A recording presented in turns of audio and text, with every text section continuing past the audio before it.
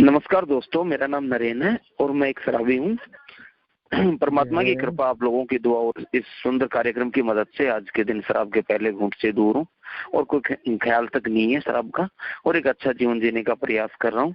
मेरा home group आशा alcoholic anonymous group Kotputli है। मेरा मदर ग्रुप मुक्ति ग्रुप जयपुर है। मैंने स्पॉन्सर लिए हैं, स्टेप स्पॉन्सर लिया है और मैंने सर्विस स्पॉन्सर भी लिया है। मेरी डेट ऑफ सोबराइटी है वो 23 जुलाई 2012 है, यानी 23 जुलाई 2012 से लेकर आज तक मैंने शराब नहीं पी है। मैं सबसे पहले आप सबका बहुत बहुत आभार व्यक्त करता हूँ कि आपने मुझे यहाँ इनवाइट किया, बोलने का अवसर प्रदान किया और मेरे अनुभव को इस योग्य समझा कि आप उनसे कुछ सीख सकें या मैं आपको कुछ बता सकूं।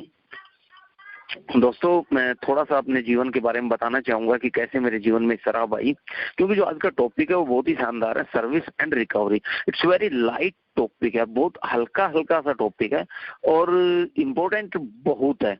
और अक्सर होता क्या है कि हम है ना, जो हल्की फुल्की चीजों की तरफ है ना ध्यान नहीं देते हैं और वो कब निकल जाती हैं हमारे पास से, क्योंकि पता ही नहीं चलता। तो कैसे मेरे जीवन में शराब आई, मैं करीब 7-8 साल का था, तो उसमें भी आज मुझे हंसी आ रही थी यार, सर्विस का बड़ा रोल था। तो मेरे मामा आए हुए थे, तो मैं राजस्थान से बिलोंग करता हूँ, तो हमारे कल्चर में है कि जब भी कोई घर पे गेस्ट आता है तो उसकी खातिरदारी शराब से करते हैं। तो वहाँ मैं कुछ पापड़ वापड़ सर्व कर रहा था, मम्मी बना के दे रही थी, मैं लेकर जा रहा था। मौसम भी थोड़ा ठंड का सा था, तो ठंड की सी शिकायत थी, तो वो देख के पापा ने पता नहीं क्यों मुझे दो चम्मच जितना एक ग्लास में डाल के मेरे को दिया और मैंने कहा क्या करूं, कहा पी जाए इसको। तो मैं उसको पी गया। बड़ी कड़वी सी लगी, लेकिन यार वो कड़वी थी ना, उसमें एक बड़ा अजीब सा आनंद आया यार, और मैं बिल्कुल हल्का अपने आप को महसूस किया और ऐसा लगा जैसे मैं बादलों में उड़ रहा हूँ। और अगली रोज सेम उसी समय खाने से पहले, जैसा कि परंपरा सी थी, वो बोतल लेके बैठे और मैं फिर उनके पास पहुंच गया। तो उन्होंने पूछा क्यों, क्या है, क्या चाहिए। मैंने कहा वो थोड़ी सी मेरे को भी दीजिए। उन्होंने यार मुझे डांट दिया, कहा ये बच्चों के पीने की चीज नहीं है। मैंने यार उसी दिन डिसाइड कर लिया था, उस 7-8 साल के नरेन ने, कि बड़ा होकर और कुछ करूं या ना करूं, लेकिन मैं शराब जरूर पीऊंगा। इसी फीलिंग्स के साथ अब मेरी शराब के प्रति जो अट्रैक्शन था वो बढ़ने लगा। पापा की जो रखी हुई शराब थी घर में, उसमें से थोड़ी बहुत लेना, या जो खाली बोतल में लास्ट में जो थोड़ा बहुत बच जाती थी, उस बूंद 2 बूंद को पीना और कल्पनाएं करना कि मैं किस प्रकार शराब का आनंद उठा रहा हूँ। मेरी जो कल्पनाओं में हीरो भी ऐसे ही आते थे जो शराब पी रहे होते थे, और सॉन्ग्स भी मैं मतलब 7-8 साल की फिल्म वो मुझे अट्रैक्ट करते थे। ऐसे चलते चलते जब मैं करीब 12-13 साल की उम्र का था, तब मैंने पहली बार खुद के लिए एक क्वार्टर खरीदा और पीने की कोशिश की। बड़ा कड़वा अनुभव रहा, नहीं पी पाया। लेकिन अब मेरा जो अट्रैक्शन था वो इस कदर बढ़ गया था कि शादी विवाह में मैं कहीं ना कहीं 12-13 साल की उम्र में भी उन लोगों के साथ जुट जाता था जहाँ पे शराब का जुगाड़ हो रहा होता था। चाहे उनके लिए किसी के साथ लग के उनका कोई सामान ला के देना हो या सर्विस करनी हो, जैसे कि कभी उनको पापा या फूफा मामा कोई भी बोल देता बेटे चलो पानी, ठंडा पानी लेके आओ, अब ये लेके आओ, वो लेके आओ, और उसी दौरान उनमें से कोई ना कोई आदमी मैं ऐसा जुगाड़ कर लेता था कि जो हमें थोड़ी बहुत एक आध घूंट दे देता था, और उसी के साथ बड़ा लाइफ आगे बढ़ रही थी, बड़ा एंजॉय हो रहा था। और ऐसे चलते चलते चलते चलते एक जब मैं 16-17 साल का पहुंचा तो ऐसी सिचुएशन बन गई कि अंदर रूम में मेरे फादर की पार्टी चल रही होती थी और बाहर में छोटे बच्चों की पार्टी ऑर्गेनाइज करता था।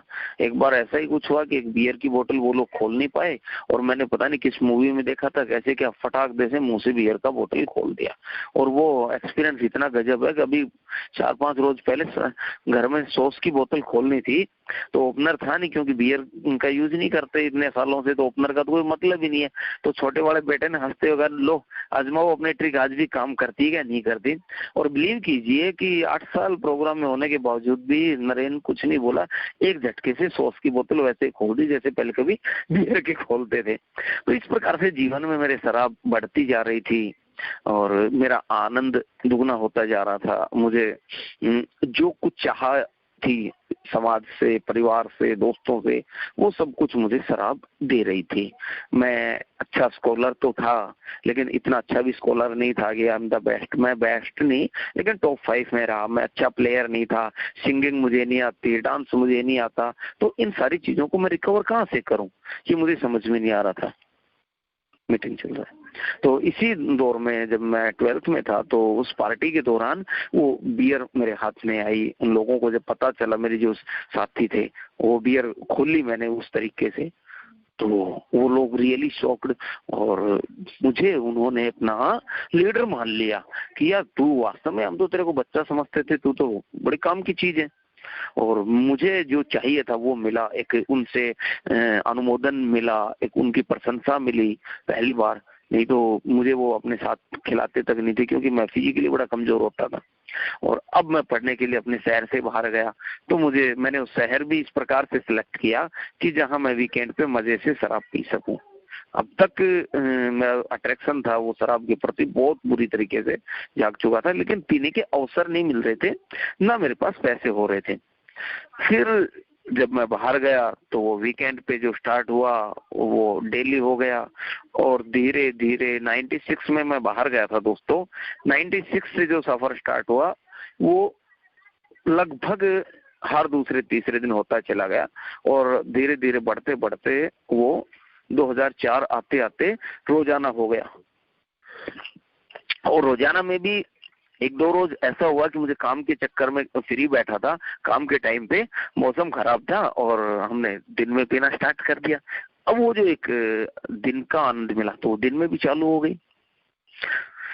कोई था नहीं मेरे पास ऐसा उपाय कि ना मुझे कोई प्रॉब्लम हो रही थी कि मैं मेरी शराब को क्यों बंद करूं। मुझे तो मजा आ रहा था, बहुत अच्छे से मजा आ रहा था। फिर मुझे याद आया कि 28 अगस्त 2004 को पहली बार मुझे मेरे दोस्त नशे के हालत में घर लेकर आए। दोस्तों, इस तारीख से पहले मेरे घर में मेरी शराब को लेकर कभी कोई झगड़ा नहीं हुआ था, कभी कोई प्रॉब्लम क्रिएट नहीं हुई थी। मैं आराम से शराब पर अपना हक जमा रहा था। वो कहते हैं I was riding on alcohol. मैं शराब की सवारी कर रहा था। मैं जितनी पीना चाहता था मैं उतनी पी लेता था, और मुझे नशा महसूस नहीं होता था। हाँ, एक चीज जरूर थी, मुझे मजा आता था दोस्तों को टल्ली करके उनके घर छोड़ के आने में। लेकिन 28 अगस्त 2004 को पहली बार जब मेरे घर वाले मुझे घर पे छोड़ के आए, मेरे दोस्त, तो उस दिन मैंने पहली बार यार शराब के लिए झूठ बोला। मैंने कहा कि यार मैंने ज्यादा नहीं पी, लेकिन मुझे कुछ ऐसा मिला दिया गया शराब में जिससे मेरा ये हाल हुआ है। तो दोस्तों, उस घटना के बाद घर में मेरे पे शराब पे बैन हो गया, और अब मेरा बाहर पीना, छुप छुप के पीना चालू हो गया। हालत अब जितना इस समय मैंने अब शराब को रोकने की कोशिश की, उतनी ये मेरी बढ़ती जा रही थी। घर की परिस्थितियां बिगड़ रही थी, घर में झगड़े होने लगे। फादर की डेथ हो गई 2006 में, और हमने शहर छोड़ के दूसरे शहर में आ गए। और 2006 से लेकर 2012 तक ये मेरे जीवन का वो काला अध्याय था कि जहां सिर्फ मैं था और मेरी शराब थी, और मेरे पास कोई भी नहीं था। इस दौरान मैं बिल्कुल मरणासन स्थिति में था। जैसा आप सबके साथ हुआ है वही मेरे साथ हो रहा था। मेरे हाथ पैर कांपते थे, सुबह उठा नहीं जाता था, सिग्नेचर नहीं कर पाना, रात का याद नहीं रहना, एक्सीडेंट छोटे मोटे, ये सब कुछ हो रहा था। और अब भाइयों, अपन ने स्वीकार कर लिया था कि इस जन्म में अपनी शराब कहीं नहीं जाएगी, अपने को मरना है, क्योंकि जिंदा बिना शराब के अपन रह नहीं सकते, और जिस अंदाज में अपन पी रहे हैं इसमें ज्यादा दिन चलेगा नहीं। तो ऐसा करते हैं कि एक लंबी सी कोई मोटी सी पॉलिसी ले लेते हैं और फिर एक्सीडेंट कर लेंगे कोई, ताकि बच्चे तो पीछे से दुख ना पाए। घर वाले सब परेशान थे, परेशान मैं भी था, लेकिन मेरे अंदर ये कहने का साहस नहीं था कि मुझसे शराब नहीं छूट रही है। फिर भाइयों चमत्कार हुआ, जब मैं चारों तरफ से हार चुका था। हर रोज सुबह मैं भगवान से गुहार लगाता कि हे भगवान, मुझे मौत दे दे, मुझे मार दे, क्योंकि मैं अपनी शराब हैंडल नहीं कर पा रहा हूँ। किसी आदमी के सामने, रिश्तेदार के सामने हाथ फैलाने की हिम्मत नहीं बची। तब मेरे जीवन में चमत्कार हुआ, और फिर अल्कोहलिक एनोनिमस मेरे जीवन में आया। अल्कोहलिक एनोनिमस का मेरे जीवन में आना भी सर्विस का ही एक पार्ट था। वो शायद आज तक के हिंदुस्तान के इतिहास की सबसे बड़ी सर्विस एक्टिविटी थी, पीआई एक्टिविटी थी वो। सत्यमेव जयते, सत्यमेव जयते का प्रोग्राम आया और ये 1 या 2 जुलाई को प्रोग्राम आया था। तो मेरी फैमिली ने वो प्रोग्राम देखा, तो मेरे 11 साल के लड़के ने वो प्रोग्राम देखकर वहाँ फोन किया और वहाँ से तीसरे दिन मेरे पास कॉल बैक आया और उन्होंने पूछा कि क्या आपके यहाँ पे कोई शराबी है। मैंने कहा नहीं भैया, हमारे यहाँ पे कोई शराबी नहीं है। तो बोल प्रॉब्लम किसे है? मैं किसी को कोई प्रॉब्लम नहीं है। उन्होंने पूछा शराब पीता कौन है? मैंने थोड़ा सा उन्हें बताया, बड़े अच्छे से उन्होंने बात की। मैंने कहा यार पीता तो मैं ही हूँ, पर कभी कभार पी लेता हूँ, ऐसी कोई बात नहीं है। तो उन्होंने कहा कोई बात नहीं, हमारी ऐसे ऐसे मीटिंग्स होती हैं, तो आप जयपुर आइए कभी। मेरा कितने पैसे लगेंगे, क्यों आऊँ, क्या दवाई दोगे, क्या वो, ये कई सवाल। उन्होंने कहा कुछ नहीं लगेगा, आप आइए और हम आपको अपना कुछ लिटरेचर भेजना चाहते हैं, तो आप अपना एड्रेस बताएं, उसके कितने पैसे लगेंगे। कहा कोई पैसा नहीं लगेगा, फ्री ऑफ कॉस्ट है, और आप बताइए। मैंने उनको बताया। 2-3 दिन बाद वो लिटरेचर आया दोस्तों, हमारे 20 क्वेश्चन, तो वो मैंने पढ़े, मैंने वो सीधा फेंक दिए। मैंने कहा ये बकवास है, ये बनाया इस प्रकार से गया है कि इसको कोई भी पढ़ेगा तो फंसेगा। बट मेरा भगवान मेरे साथ था, मेरे 20 में से 16 सही थे और मुझे रियलाइज हुआ कि यार कुछ ना कुछ तो प्रॉब्लम है, क्यों ना तो एक बार चल के देख लें। तो दोस्तों फाइनली मैं 22 जुलाई 2012 को एल्कोहलिक एनोनिमस की सभा में जयपुर पहुंचा। दोस्तों सभा में पहुंचा तो वहां जाते ही एक व्यक्ति ने मुझे गले से लगाया, मेरा स्वागत किया और मैं अंदर रूम में चला गया। रूम में 15-20 साथी और थे, सब अपनी अपनी कहानियां कह रहे थे। उन कहानियों में मुझे मेरा चेहरा दिखा और चमत्कार हुआ परमात्मा का।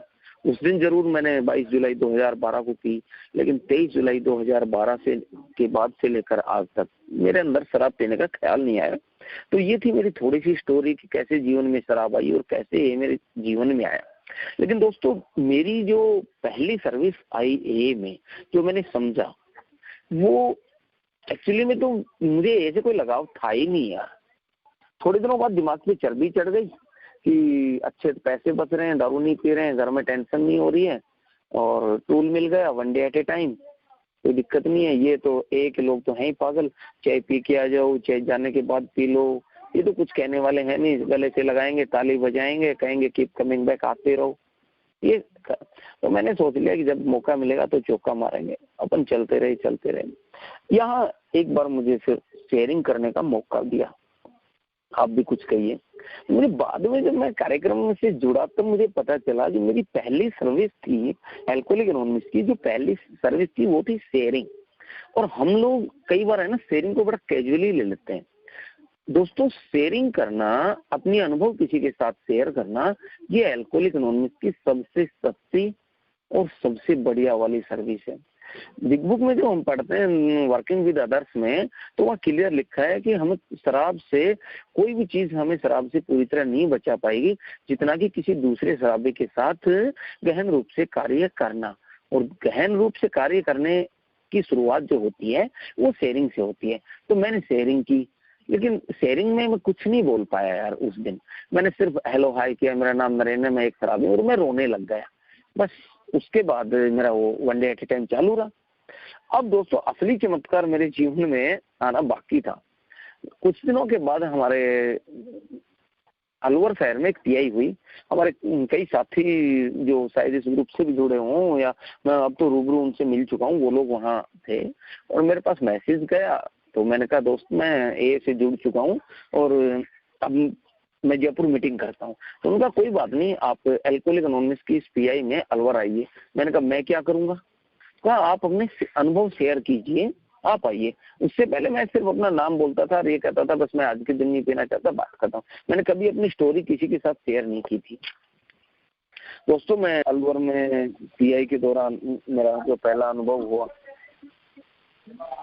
तो मैं वहाँ गया और वहाँ ज्यादा लोग नहीं थे, 5-7 लोग थे और मैंने पहली बार अपने अनुभव वहाँ शेयर किए। स्टेज पर। मैं सोच रहा था कोई बहुत बड़ा स्टेज लग रहा होगा, बहुत सारे लोग होंगे, लेकिन ऐसा कुछ भी नहीं था। हम 8-10 लोग थे, कुछ एक थे कुछ बाहर के थे। और पहली बार मैंने वहाँ शेयरिंग की और अपने अनुभव उनके साथ बांटे। मैं यार वास्तव में वहाँ बहुत खुशी हुई। और इसके बाद जब मैं वहाँ एक मेंबर के साथ रुका रात को, तो उनसे बातचीत हुई और उन्होंने मुझे समझाया अच्छे से कि अगर आपको लंबे समय तक शराब से दूर रहना है तो आपको इस कार्यक्रम को जुड़ना पड़ेगा। इस कार्यक्रम से जुड़ना पड़ेगा। ये कार्यक्रम सिर्फ शराब छोड़ने मात्र का नहीं है, इसको शराब को छोड़े रखना है।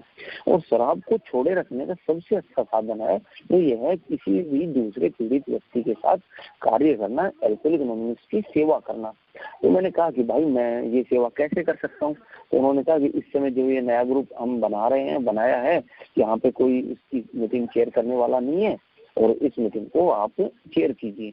मुझे तब तक 3 महीने के लगभग होने वाले थे, हुए नहीं थे। मैंने कहा यार मुझे तो कुछ पता ही नहीं है कि मैं कैसे करूंगा। तो उनका कुछ नहीं, तो सब भगवान पे छोड़, भगवान जो भी चाहेगा वो होगा। और भगवान की कृपा से मैंने वो मीटिंग वहाँ पे स्टार्ट की और मीटिंग करना चालू किया। दोस्तों वहाँ पे है ना, शुरुआत में 1-2 लोग आते थे, बाद में कोई नहीं आता था। मैं अकेला कंटिन्यू वहाँ बैठता और मीटिंग करता। मुझे उस साथी ने बड़ा अच्छा सुझाव दिए कि नरेंद्र कभी भी है ना अल्कोहलिक एनोनिमस की मीटिंग में कोई अकेला नहीं होता है। 3 चीज तो आपके साथ रहती हैं, आप, बिग बुक और भगवान। मैंने इसी चीज को आधार बनाकर दोस्तों मीटिंग करना स्टार्ट किया। लगभग 6 महीने मैंने वहाँ मीटिंग की। उसके बाद मैंने मेरे होम टाउन में मीटिंग स्टार्ट की और अब वहाँ पे लोग जुड़ने लगे। धीरे धीरे मैं एक के अंदर घुसने लगा। अब काम करते करते मुझे लगभग 1-1.5 साल हो गया था, बाहर भी मैं घूमने लगा।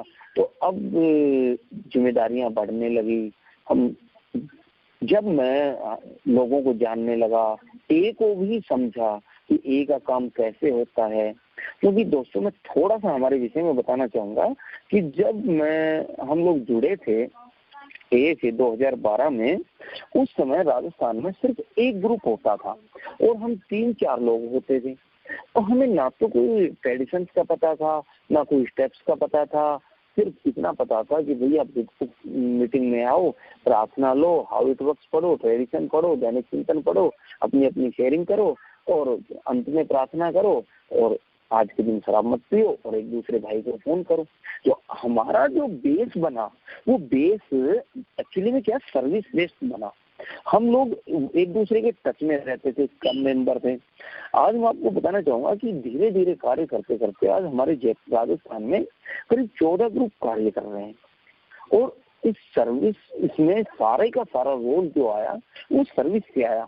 फिर मैं जब 3 साल के बाद मुझे मेरे ग्रुप ने डेलीगेट बना के मुंबई भेजा, तब तक भी मुझे कुछ नहीं पता था कि क्या डेलीगेट होता है, क्या सर्विस होती है। सिर्फ ये पता था भैया वहाँ जाना है, ये करना है, वो करना है, बाकी कुछ विशेष जानकारियां नहीं थी। लेकिन जैसे जैसे मैं बाहर गया तो मेरा दिमाग खुलने लगा और मुझे सर्विस, मैंने तब तक स्पॉन्सर ले चुका था मैं, और मुझे सर्विस के बारे में मेरे जो स्टेप वर्क स्पॉन्सर थे उन्होंने बताया कि एक अलग विषय है, पहले तुम अपने आप से काम करो और बाद में सर्विस तो आप करनी है। लेकिन सर्विस के 2 पार्ट होते हैं दोस्तों, एक होता है अनस्ट्रक्चर्ड सर्विस और एक होता है स्ट्रक्चर्ड सर्विस। तो अनस्ट्रक्चर्ड सर्विस है वो हम पहले दिन से ही करना शुरू कर सकते हैं और वो हम करते हैं। अनस्ट्रक्चर्ड सर्विस का जो पहला पार्ट आता है वो जहाँ से हम शुरू करते हैं वो होता है मेरी शेयरिंग। जब मैं किसी पोस्ट पे नहीं हूँ, किसी ग्रुप से मैं संबंधित नहीं हूँ, अगर मैं शेयरिंग कर रहा हूँ किसी भी ग्रुप में जाकर, तो वो एक सर्विस है मेरी, क्योंकि मेरी शेयरिंग से किसी व्यक्ति को लाभ पहुंच रहा है, किसी को आइडेंटिफिकेशन मिल रहा है। और हो सकता है कि मेरे आइडेंटिफिकेशन से ही वो व्यक्ति आज के दिन शराब से दूर रह जाए। तो इससे अच्छी तो सर्विस कुछ हो ही नहीं सकती। इसके अलावा जिस जगह पर मैं जाकर मीटिंग करने का प्लान कर रहा हूँ, मीटिंग कर रहा हूँ, उस मीटिंग रूम में कुर्सियां लगानी है, उस मीटिंग रूम में जो बैनर टांगने हैं, उस मीटिंग रूम का जो भी डेकोरम करना है, बोर्ड पे लिखना है, ये सारे कार्य हैं, ये भी अनस्ट्रक्चर्ड सर्विस में आते हैं। मीटिंग के दौरान चाय लाना है या लिटरेचर पढ़ना, सिटी बॉक्स आगे सरकाने में मदद करना, या बाहर खड़े होकर अपनी सुनने की जो है उसका थोड़ा सा त्याग करके, और हम बाहर खड़े रहते हैं ताकि कोई न्यू कमर आए तो उसका वेलकम कर सकें। तो ये सारे के सारे अनस्ट्रक्चर्ड सर्विस में आते हैं।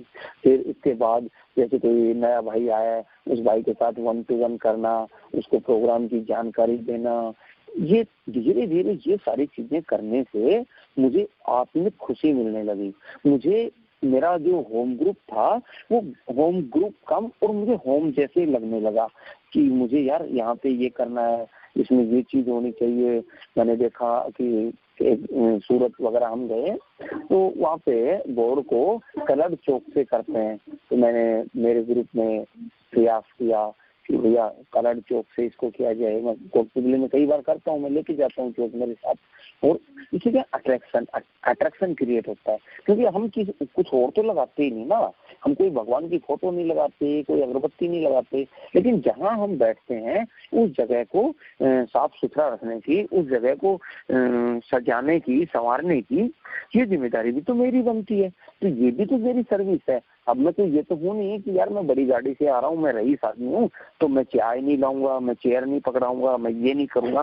तो ये सारी चीजें मुझे सर्विस से जोड़ती हैं, और सर्विस से जब मैं जुड़ता हूँ तो मैं यूनिटी में आ जाता हूँ। सर्विस मुझे है ना इस कार्यक्रम के प्रति अट्रैक्ट करती है, और कार्यक्रम के प्रति जब मैं अट्रैक्शन होता हूँ तो मैं ऑल टाइमर्स के साथ जुड़ता हूँ, और ऑल टाइमर्स के साथ जुड़ने से मुझे मेरी रिकवरी मजबूत होती है, मुझे काफी एक अच्छा स्पॉन्सर मिलने में सहायता मिलती है, और मेरी जो खुद की रिकवरी है वो मजबूत होती है। दोस्तों मैं इससे पहले कि स्ट्रक्चर सर्विस पे आऊँ मैं बताऊँ, फिर मुझे मेरे ग्रुप ने हेल्पलाइन डील करने की जिम्मेदारी दी, और हेल्पलाइन जो डील करना मैंने स्टार्ट किया, हेल्पलाइन टैकल करना स्टार्ट किया, ये मेरे जीवन का एक बहुत इंपॉर्टेंट मोड़ था। हेल्पलाइन करने से, हेल्पलाइन को संभालने से आज भी दिन में लगभग 2 से 3 बार मुझे नए भाई के साथ बात करने का मौका मिल जाता है। तो इससे क्या हुआ, धीरे धीरे मेरी जो रिकवरी है वो आगे बढ़ने लगी, और जैसे जैसे रिकवरी आगे बढ़ने लगी मैं समझने लगा इस कार्यक्रम को, क्योंकि मैं स्टेप वर्क में इतना इंटरेस्ट नहीं दिखा पाया। मैंने आज तक कभी मैं किसी को, मैं कई लोग आते हैं बोलते हैं स्टेप वर्क करवाने के लिए, लेकिन मैं आई एम नॉट कंफर्टेबल। तो यहाँ मैं जो चीज स्टेप वर्क से नहीं सीख पाया, नहीं कर पाया, वो मुझे सर्विस सिखाने लगी। सर्विस ने मुझे ट्रेडिशंस का महत्व समझाया कि सबको मुझे साथ लेकर चलना है, ग्रुप कॉन्शियस का क्या महत्व होता है, सातवीं परंपरा क्या होती है, और मुझे खुद की नहीं चलानी है, मुझे दूसरों की बात भी सुननी है। मैं इस प्रकार से ये सब करने लगा, और मेरा जो सर्विस करने का दायरा था वो बढ़ने लगा।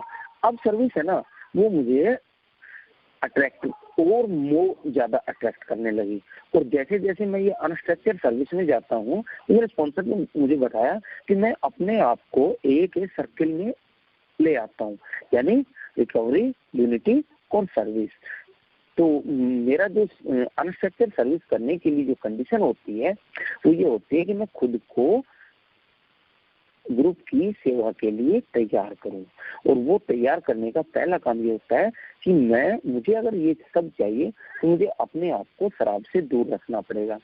तो इन छोटी छोटी चीजों ने मुझे सबसे पहले शराब से दूर रखने में मदद की। इसके बाद दोस्तों जब मैं शराब नहीं पीता हूँ और ये सारी सर्विस करता हूँ तो मेरा दिमाग अपने आप खुलने लग जाता है, और धीरे धीरे मुझे पता चलता है कि यार मैं आया क्यों हूँ यहाँ पे। क्योंकि जिन कदमों की हम बात करते हैं उन कदमों में सिर्फ शराब का जिक्र पहले कदम के आधे हिस्से में।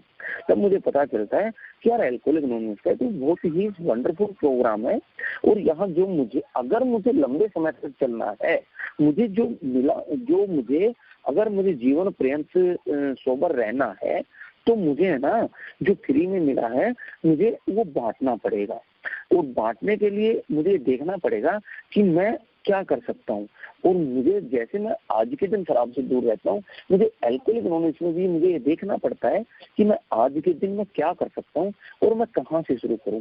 तो दोस्तों सर्विस की जो स्टार्ट मैंने किया वो मैंने ग्रुप की सर्विस से किया, और जो भाई सुन रहे हैं जो सर्विस में आना चाहते हैं उनके लिए पहला जो मेरा सुझाव है, मेरा अनुभव है वो यही है कि अपने ग्रुप की जो सर्विस करें ना सबसे पहले, छोटी छोटी सर्विस करना चाहिए हमें। उन छोटी छोटी सर्विस से मेरा जो विकास होता है वो बहुत शानदार होता है, और मुझे ये भाव उत्पन्न होता है कि यार कैसे जो मुझे फ्री में मिला है वो मुझे बांटना है, और अनकंडीशनल, बिना किसी शर्त के बांटना है। तो दोस्तों मैं ये सब करता रहा, और मैंने कभी कल्पना नहीं की थी कि यार जिस व्यक्ति पर मेरे घर वाले कभी कोई बिलीव नहीं करते, उस व्यक्ति पर मेरा ग्रुप विश्वास करके मुझे 3 साल के लिए डेलीगेट बनाकर मुंबई भेज देगा। मैं यार उससे पहले कभी मुंबई नहीं गया था, कभी मैंने कोई वो ऐसा कोई बड़े कॉन्फ्रेंस में या कुछ ऐसा पार्टिसिपेट नहीं किया था। लेकिन I am very thankful to my group कि पूरी राजस्थान फेलोशिप कि जिन्होंने मुझे सीखने के लिए डेलीगेट बनाकर वहाँ मुंबई भेजा। और दोस्तों जब मैं डेलीगेट बनकर वहाँ गया तब मुझे सर्विस का भी मतलब समझ में आया, मुझे रिकवरी का भी मतलब समझ में आया, मुझे स्टेप का भी और कॉन्सेप्ट का भी। वहाँ हम पूरे भारत से जो डेलीगेट और बी क्लास ट्रस्टी, ए क्लास ट्रस्टी, वो सब वहाँ होते, और अल्कोहलिक एनोनिमस के जिस कार्य को हम वहाँ पे करने का प्रयास करते। तो वो सब करने से मेरे अंदर और ज्यादा जो डेवलपमेंट, मेरी विकास होने लगा, जो मेरी इंटरनल जो कैरेक्टर डिफेक्ट्स थे वो निकले, और कई चीजें नई सीखने को मिली सर्विस के जरिए। देखो दोस्तों मैं कहना चाहूँगा स्टेप वर्क भी अपने आप में एक बहुत बड़ी सर्विस है, लेकिन मैं उन लोगों का बहुत धन्यवाद देता हूँ कि जो स्टेप वर्क करवाते हैं, क्योंकि स्टेप वर्क वाली जो सर्विस है वो पर्दे के पीछे की सर्विस है, और ये स्ट्रक्चर जो सर्विस है और जिस सर्विस की मैं बात कर रहा हूँ और जिस सर्विस से मैं जुड़ा हूँ, ये ग्लैमरस सर्विस है। इसमें आपको नाम मिलता है, प्रसिद्धि मिलती है, लोगों का प्यार मिलता है, और इन सब चीजों को डील करना बहुत ही कठिन हो जाता है दोस्तों। स्टेप वर्क में स्पॉन्सर और स्पॉन्सी के बीच का रिश्ता होता है, और ज्यादातर लोग अपने स्पॉन्सी और स्पॉन्सर का नाम भी किसी को नहीं बताते, शांत चुप करके छुपा के रखते हैं। लेकिन सर्विस में आपको आगे आना पड़ता है, आपको अनोनिमिटी का भी ध्यान रखना पड़ता है, आपको 7 ट्रेडिशंस का भी ध्यान रखना पड़ता है, और ये सारी चीजें मैंने सीखी तब मैं जब इस कार्यक्रम से जुड़ा। मैंने ऐसे ऐसे जगह पे सर्विस की कि जहाँ यार मैं कभी जा नहीं सकता था। I am very thankful to this program कि मुझे है ना भारतीय सेना के साथ काम करने का अवसर मिला। मैं चाहे कुछ भी बन जाता, लेकिन जिन आर्मी के उन ऑफिसर्स के साथ जो हमने डील किया, 3 दिन का एक पीआई वर्कशॉप, पीआई प्रोग्राम था 3 अलग अलग आर्मी के कैंप्स में, शहरों में, और वहाँ उन्होंने जो हमारा सम्मान किया, यार मैं कहता हूँ कि उसके ऊपर है ना पूरी जीवन निछावर कर दे आदमी। लेकिन सबसे अच्छी चीज जो हमें लगी, वो हम सब की उनको लगी, वो यही थी कि हमारी अपना नाम कहीं ओपन नहीं करना, यानी अपनी अनोनिमिटी का पालन करना, और अपने स्वयं के खर्चे स्वयं उठाना। हम लोग उनके पास रुके जरूर थे, उन्होंने बड़ी विनम्रता से हमें आग्रह किया कि सरकार उन्हें प्रोवाइड करवाएगी, वो हमारे आने जाने का किराया तक देने को तैयार थे। लेकिन हम लोगों ने साफ मना कर दिया कि दोस्तों हमारे जो ट्रेडिशंस हैं वो हमें अलाउ नहीं करते हैं। यानी स्टेप वर्क से सिर्फ मेरे खुद का विकास होता है, जबकि मैं सर्विस करता हूँ तो मैं ना सिर्फ अपना बल्कि मेरे ग्रुप का, मेरे इंटरग्रुप का होल ए के प्रति मेरी जवाबदेही बढ़ जाती है। तो सर्विस की जो राह है वो बहुत कठिन है, आसान दिखने में लगती है। अनस्ट्रक्चर सर्विस हो या स्ट्रक्चर सर्विस हो, सर्विस करते समय राह बड़ी फिसलन भरी है यार, बहुत ईगो आ जाता है। जैसे लोगों का प्यार मिलता है ना, मेरे जैसे आदमी के अंदर बहुत घमंड आ जाता है, ईगो आ जाता है, और उस सब को काटने के लिए ये सर्विस स्पॉन्सर बहुत जरूरी होता है। स्टेप वर्क स्पॉन्सर हमारे पास होता है तो हमें गुस्सा आता है, कोई भी काम होता है तो अपन तुरंत उससे बात कर लेते हैं। लेकिन सर्विस में ऐसी परिस्थितियां आ जाती हैं कि जहां हमें अपने आप हम कुछ नहीं कर सकते यार, हमें पूछना पड़ता है, हमें अनुभव ही नहीं है कि यार ये सब करने से कोई ट्रेडिशन का वायलेंस तो नहीं हो रहा है, किसी का नुकसान तो नहीं हो रहा है। क्योंकि देखो समस्या ये है कि मैं अगर अपने लेवल पे बात करूं तो मैं, my name is Naren, I am an alcoholic, but जब मैं स्ट्रक्चर सर्विस में जाता हूं तो I am not a Naren यार, मैं एक रिप्रेजेंटेटिव हूँ एल्कोहलिक एनोनिमस का। तो मुझे सर्विस में बहुत ध्यान रखना पड़ता है कि मेरी बातचीत करने का ढंग, मेरे कपड़े पहनने का सलीका, मेरा व्यवहार, मेरे तौर तरीके, सब कुछ एल्कोहलिक एनोनिमस को रिप्रेजेंट करें। और इसीलिए बहुत कम लोग सर्विस की तरफ आकर्षित होते हैं। थोड़े दिन आएंगे सर्विस की तरफ, और फिर जब सर्विस की डिफिकल्टीज आती है तो लोग छोड़ देते हैं। सबसे जो इम्पोर्टेंट चीज है कि सर्विस के जरिए हम जो हमारे कैरेक्टर डिफेक्ट्स हैं, जैसे सेल्फिशनेस, स्वार्थ, आत्म सेल्फ सेंटरनेस, इससे निकलने का बहुत बढ़िया मौका प्रदान करती है जब हम सर्विस में आते हैं। सर्विस में मैंने ये देखा है कि यार आप किसी के जो जूठे कप है ना वो भी उठा के डालते हैं, वो भी सर्विस है। और हम घर में उस चीज का बिल्कुल विरोध करते हैं, अगर मैं ये नहीं करूंगा। यानी मुझे सर्विस जब करता हूँ तो मेरा आईना मुझे ये बताता है, अच्छा बेटा तू यहाँ पे तो बड़ा हम्बल हो रहा है यार, यहाँ पे तो बड़ी तमीज से अधिकारी से बात कर रहा है तू, है, और ऑफिस में तू कैसे अपने जूनियर्स पे रोब झाड़ता है, या घर में तू कैसे बीवी बच्चों पे चिल्लाता है। तो ये सारी चीजें मुझे बचाती हैं। और जो सर्विस क्यों इम्पोर्टेंट लगी मुझे, उसके बारे में जब मैंने पढ़ा तो एक जगह पे मुझे समझ में आया, डॉक्टर बॉब ने भी बताया एक जगह, कि ये मेरा कर्तव्य भाव है यार।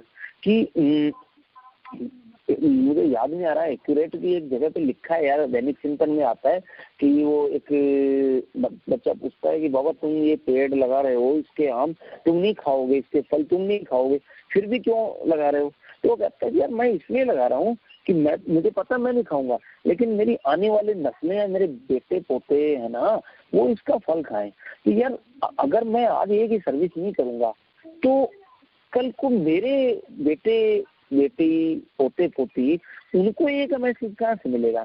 और यार एक बार मुझे अपने अंदर झांक के देखना चाहिए कि अगर जिस दिन मेरे बच्चे ने 11.5 साल के बच्चे ने सत्यमेव जयते वाला एपिसोड देख के कॉल किया और उस दिन किसी भाई ने हेल्पलाइन पे अच्छे से बात ना की होती, या उस कॉल का जवाब नहीं दिया होता, तो मैं आज कहाँ होता? मैं यहाँ किसी तरह, चलो मैं मीटिंग भी पहुंचा और किसी भाई ने मुझे जो वेलकम किया, मुझे गले से लगाया, वो वहां पे नहीं होता और मैं थक हार के ढूंढ के वापस आ जाता, तो मैं आज कहाँ पे होता?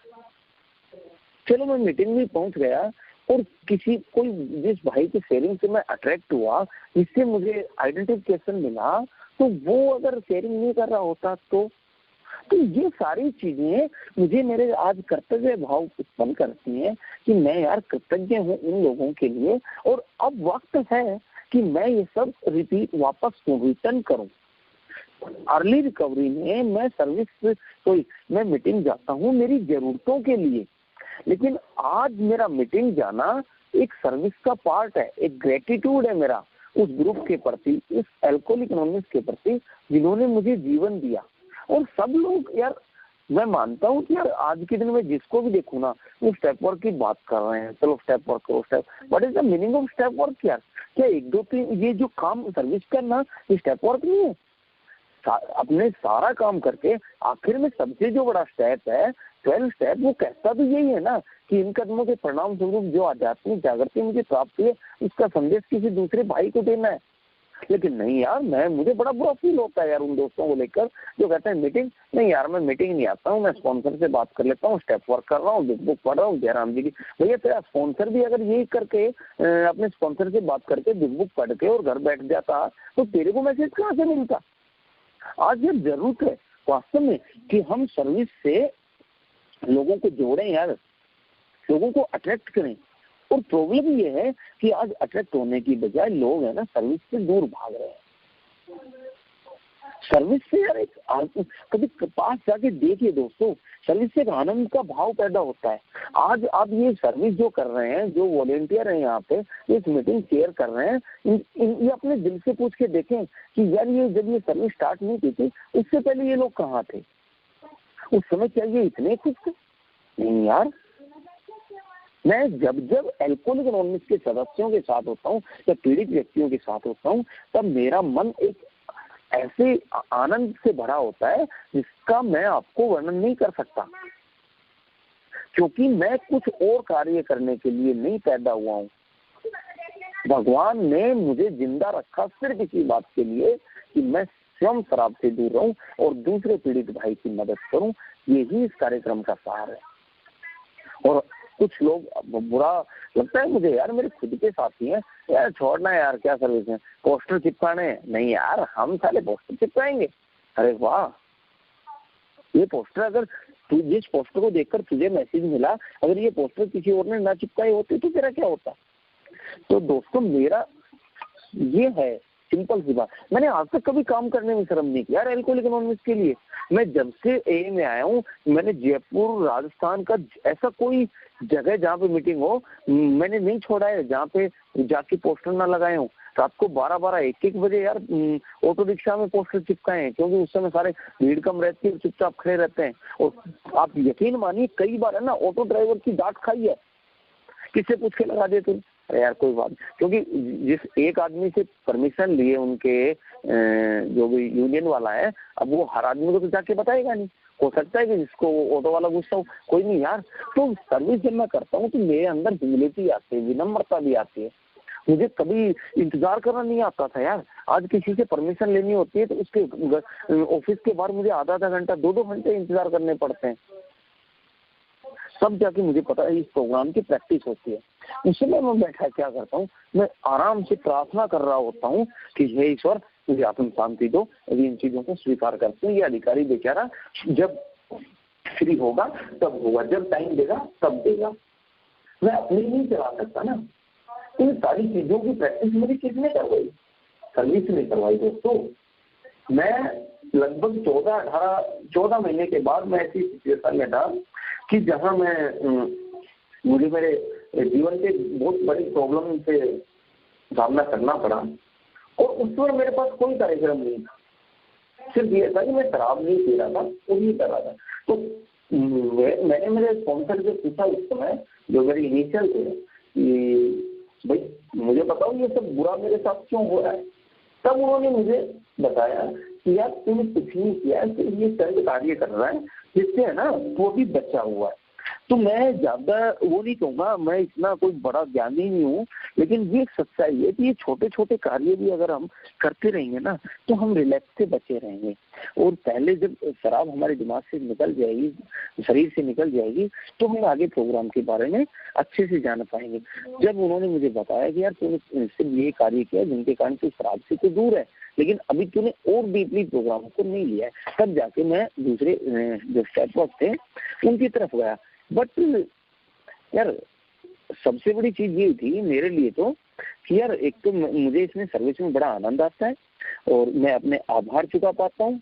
और सबसे बड़ी बात है कि ये सब करने के लिए मुझे शराब से दूर रहना पड़ता है। तो मेरा प्राइमरी पर्पज यही है कि अगर मैं शराब पी गया तो मेरा ना मेरे स्टेप वर्क काम आएगा, ना मेरे कुछ भी, ना बिग बुक काम आएगी, कुछ काम नहीं आएगा।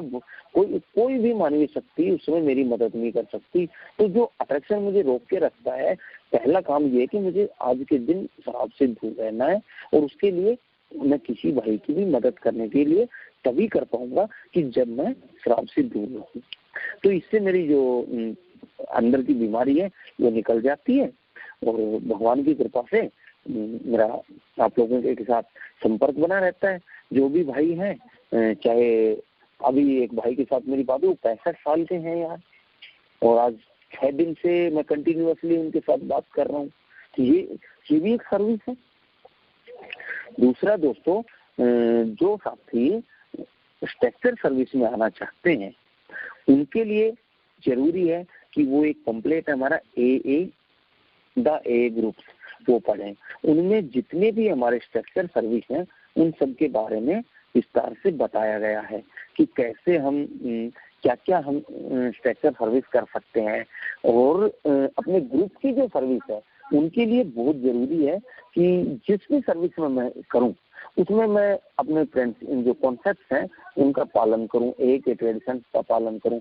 और इम्पोर्टेंट चीज है यार। एक जैसे स्टेप वर्क स्पॉन्सर जरूरी है ना, वैसे एक सर्विस स्पॉन्सर भी ले लो भाई। इसके बिना है ना मार खा जाता है बंदा, क्योंकि इन जो आपको आत्म शांति स्टेप वर्क देता है ना, वो सर्विस की फील्ड में जाते ही वो सारी गायब हो जाती है यार।